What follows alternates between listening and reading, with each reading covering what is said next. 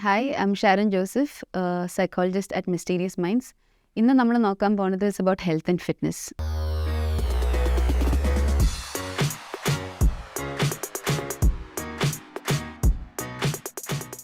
So now a lot of research has shown, as well as a lot of things that were passed on, shows that there is a connection between mind and body. നമ്മുടെ mind work ചെയ്യണത് what we feed into it, how we talk about ourselves, the kind of thoughts that we have, always affects how we behave, how we function. നമ്മുടെ ബോഡിയിൽ release ചെയ്യുന്ന neuro transmitters, the hormones, all of that is determined to an extent by our mind, by our thoughts. And how we think, what we think, how we interpret a situation, all of that is again determined by our body.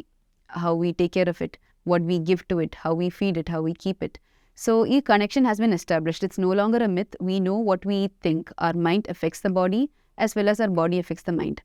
ഇപ്പോൾ നമ്മൾ നോക്കുമ്പോൾ individuals with mental illnesses, their immune activity is lower.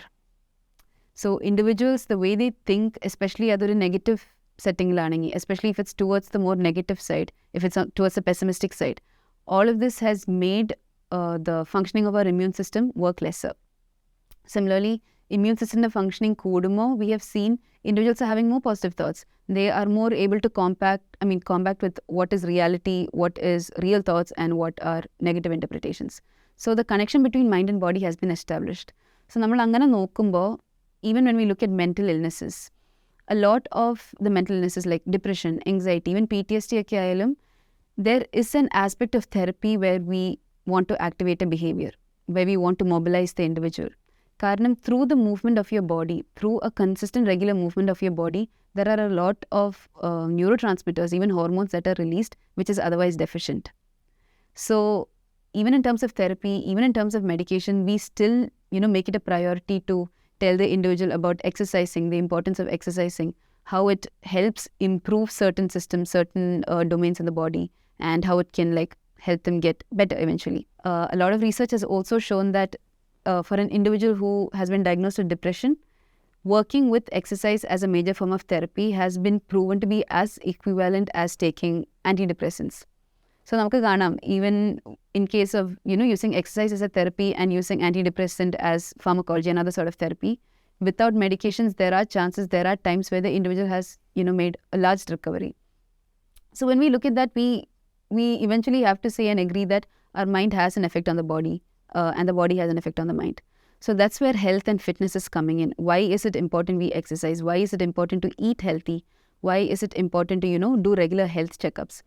Most of the time when there are any hormone deficiency or an even neurotransmitter imbalance ullappo, it sort of translates into a mental illness. When we looked in depression, when we looked in anxiety, we talked about serotonin and dopamine and norepinephrine. Idindeke imbalance and deficiency can result as depression. Also, anxiety le varumo cortisol release is a lot. So which is why exercise acts as a good mediator.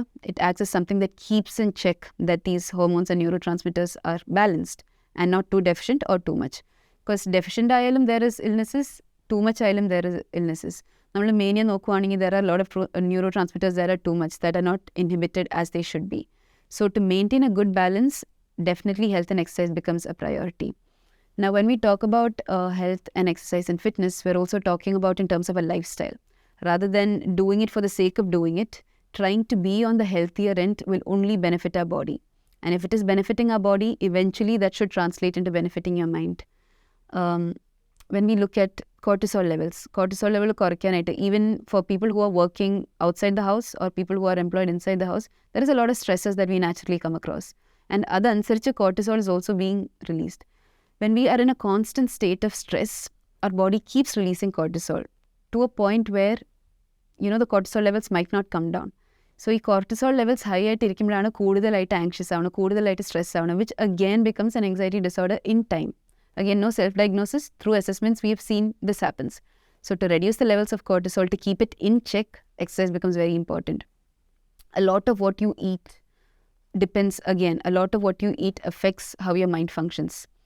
So the importance of having vegetables, the importance of having fruits. We're not saying don't have sugar. We're not saying don't have junk. Obviously, in moderation, it is all right. But making it a priority that we have healthy fats, healthy, vitamins and minerals all in a rich, balanced diet becomes very important for a healthy mind. And again, it translates into a healthy body. when we look into a lot of lifestyle diseases, a lot of diseases and disorders that are coming up are termed as lifestyle diseases. Karanam, even after Corona, we have a lot of work from home. There is no movement happening.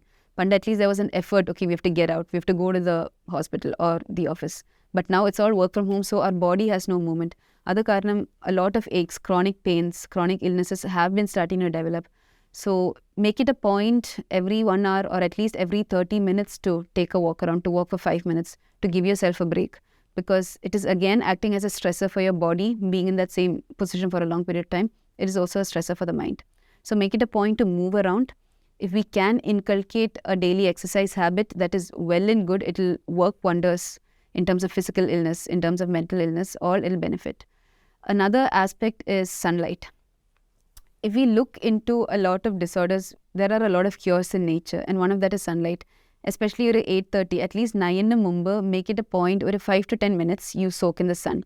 Either, again, a lot of benefits are there. One of the things why we are stressing on sunlight is our cortisol gets elevated in the morning, okay? And being in the sun at that time is like the optimum way in which our body can make use of this time.